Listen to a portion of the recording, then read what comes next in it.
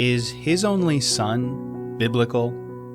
In 2023, Angel Studios released His Only Son, a film written and directed by David Helling about the life of Abraham. Its release was an incredible success for a biblical film, grossing $5.5 million in its opening weekend. Personally, I've seen and recommended His Only Son multiple times.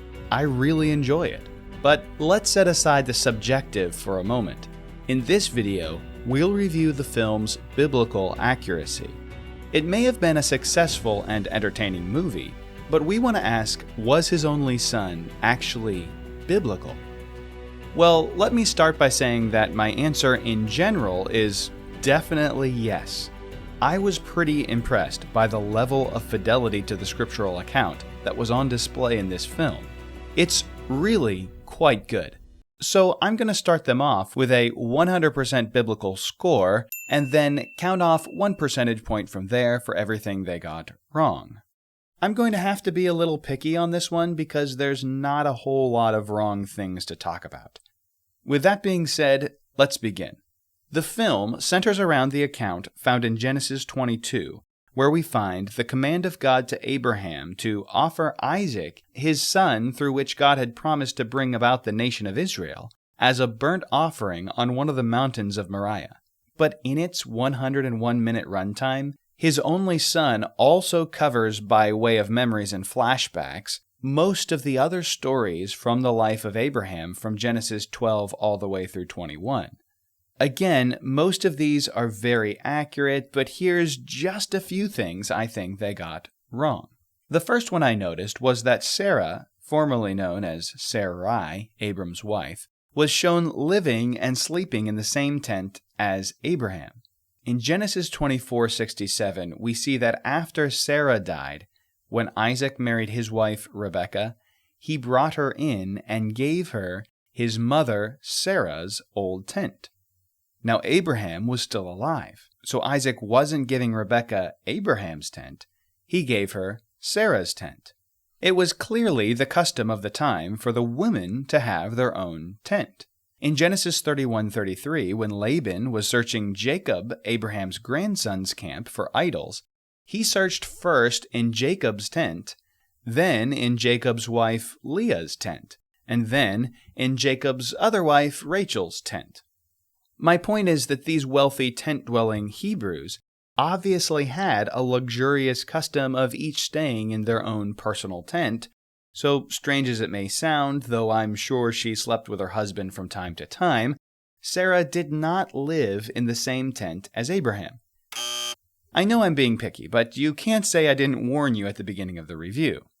The next thing I noticed, which seems to be false, was this statement made by the young Abram after God's initial calling to him to go out into the land of Canaan. In the scene, Abram spoke to Sarai after meeting with God and told her, "I can no longer serve the gods of my father." Now, at first this seems to be incorrect because it suggests that Abram and Sarai, along with their father Terah, worshipped pagan gods before they met Yahweh.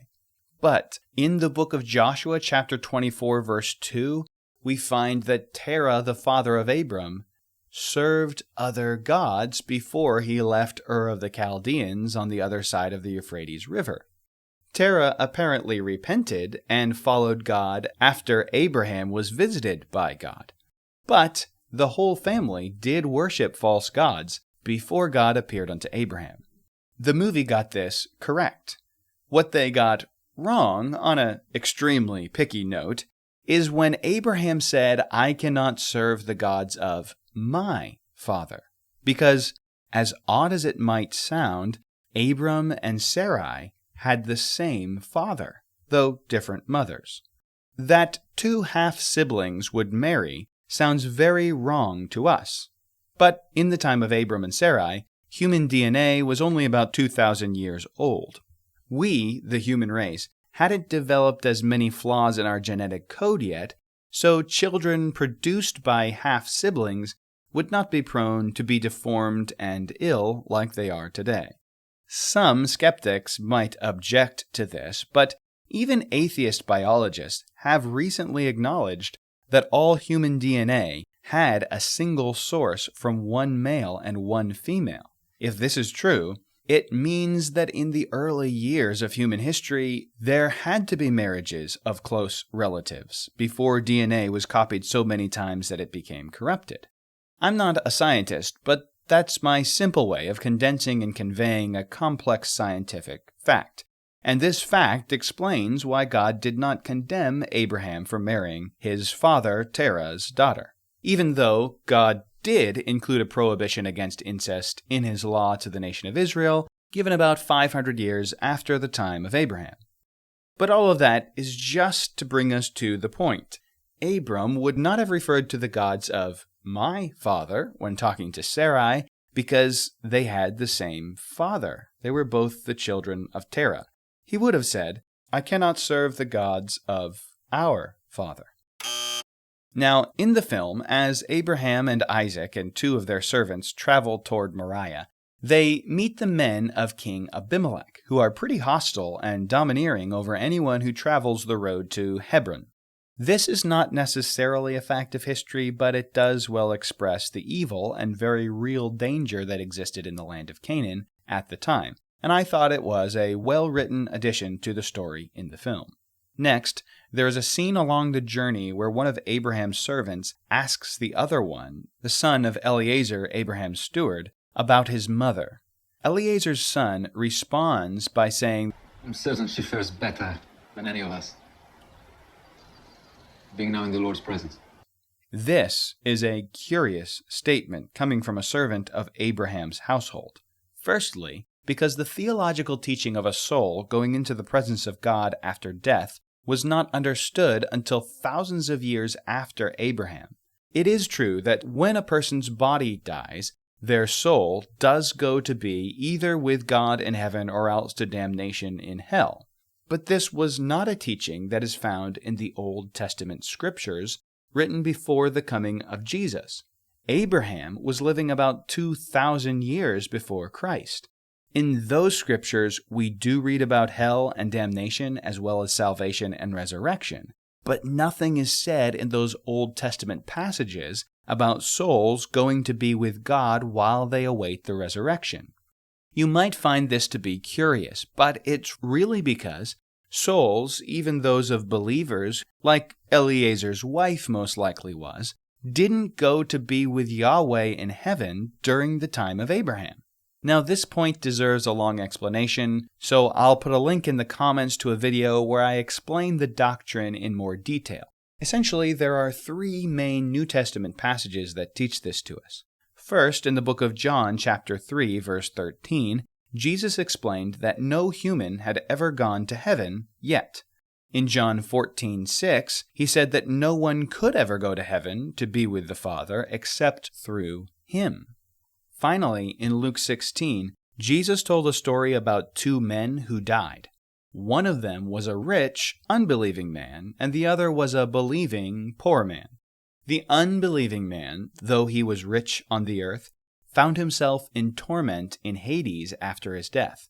But the poor man found himself in Abraham's bosom, a phrase which means beside or leaning on the side of Abraham.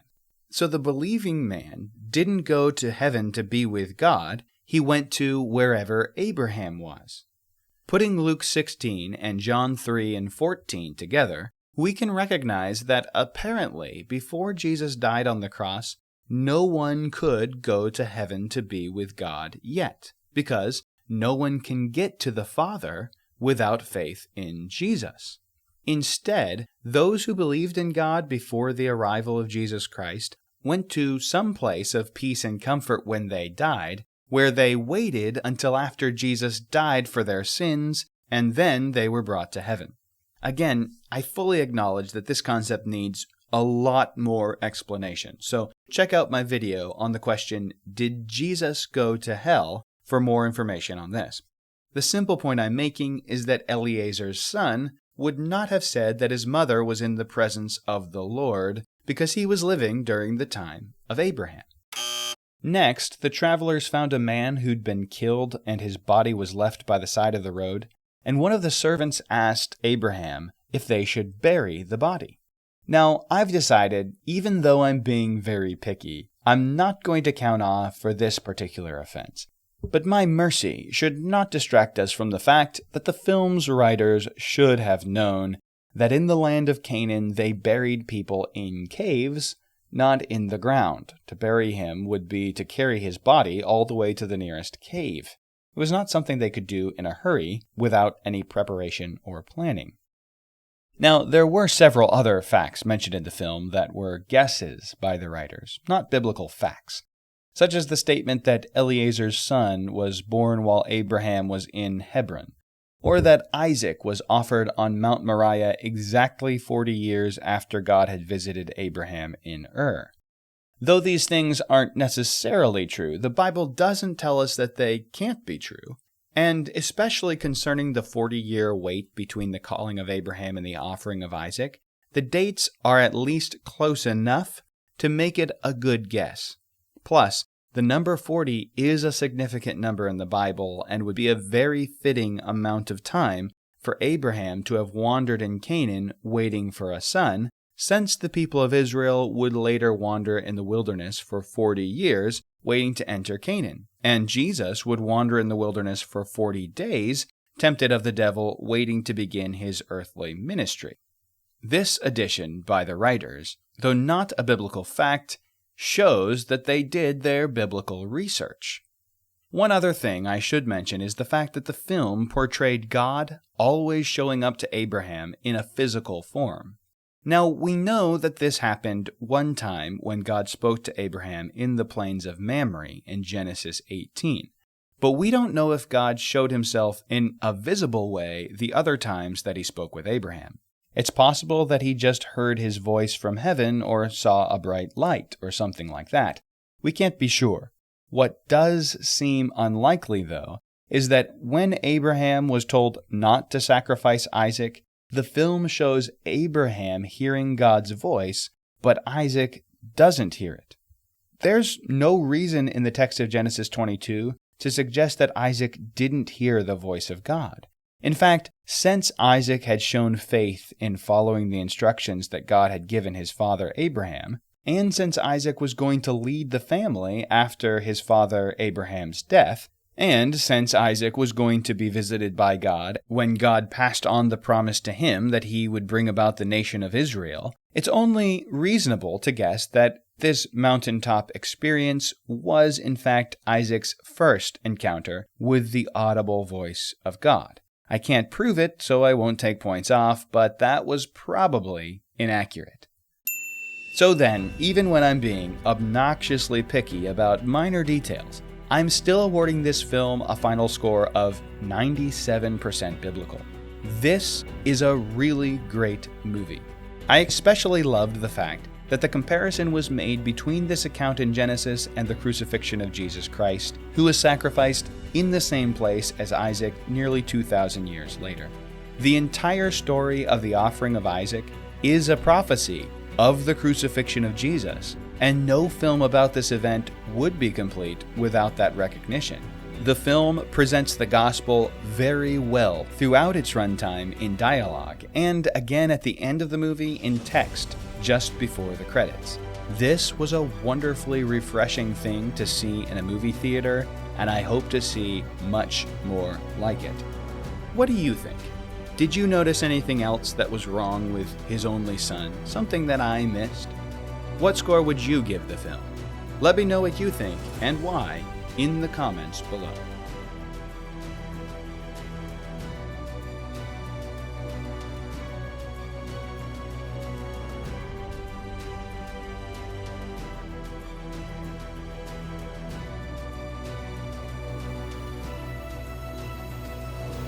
Now, before I go, I want to sincerely thank you for watching this video.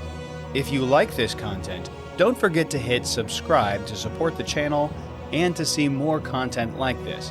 You can follow The Bible Explained on Facebook too at facebook.com/The Bible Explained. Also, I want to give a big thanks to the folks at videobible.com for letting me use their awesome artwork in this video. Check them out on YouTube and don't forget to hit subscribe. Now, I simply can't leave without reminding you that the entire Bible is ultimately about one thing: the redemption of mankind by Jesus Christ. You see, the Bible tells us that all men are sinners, and justice demands that we depraved sinners pay for our crime against God for eternity in hell. That's definitely bad news, but the Bible is all about this good news, that Jesus Christ died on the cross to pay the penalty for our sin. Since that penalty has been paid, all that is required of you is that you turn by faith to the Lord and find salvation in Him. If you've never chosen Christ by faith and received this gift of God, won't you do that today?